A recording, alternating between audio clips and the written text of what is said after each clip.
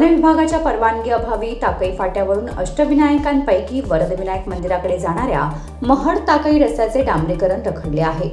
परिणामी रस्त्यावर मोठमोठे खड्डे पडले असून पावसाळ्यात या खड्ड्यांमध्ये पाणी साचून तलावाचे स्वरूप निर्माण होण्याची शक्यता आहे। त्यामुळे वाहन चालक, भाविक आणि स्थानिक नागरिकांमध्ये संतापाची भावना व्यक्त होत आहे। महड गावाला टाकळी फाट्याशी जोडणारा हा रस्ता सार्वजनिक बांधकाम विभागाच्या अखत्यारीत असून तो पेण खोपोली मार्गाशी जोडलेला आहे।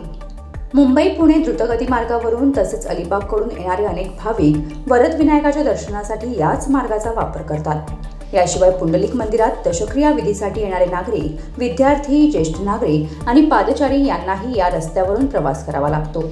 या मार्गातील सुमारे अर्धा किलोमीटरचा भाग वन विभागाच्या हद्दीत येत असल्याने रस्त्याच्या डांबरीकरणासाठी आवश्यक परवानगी मिळालेली नाही। त्यामुळे अनेक वर्षांपासून वाहन चालकांना खड्ड्यातून प्रवास करावा लागत आहे। यंदा खड्ड्यांची संख्या आणि आकार अधिक वाढल्याने पावसाळ्यात परिस्थिती आणखीन गंभीर होण्याची शक्यता आहे। जिल्हा परिषदेचे माजी सभापती नरेश पाटील यांनी वन विभागाच्या वरिष्ठ अधिकाऱ्यांकडे सातत्याने पाठपुरावा केला होता। त्यानंतर मागील वर्षी ऑगस्ट महिन्यात वन विभागाच्या अधिकाऱ्यांनी प्रत्यक्ष स्थळाची पाहणी केली होती। रस्त्याची दयनीय अवस्था लक्षात घेऊन त्यांनी तात्पुरत्या स्वरूपात खड्डे भरण्याची परवानगी दिली होती। त्यानुसार खड्डे भरले गेले, मात्र काही महिन्यातच पुन्हा रस्त्याची अवस्था पूर्ववत झाली आहे।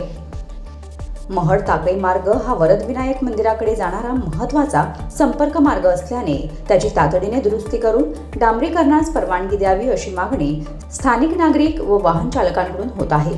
पावसाळ्यात अपघात टाळण्यासाठी संबंधित विभागांनी लवकरात लवकर उपाययोजना कराव्यात अशी अपेक्षाही व्यक्त केली जात आहे। Bureau report, news 46, Raigad, Khopoli.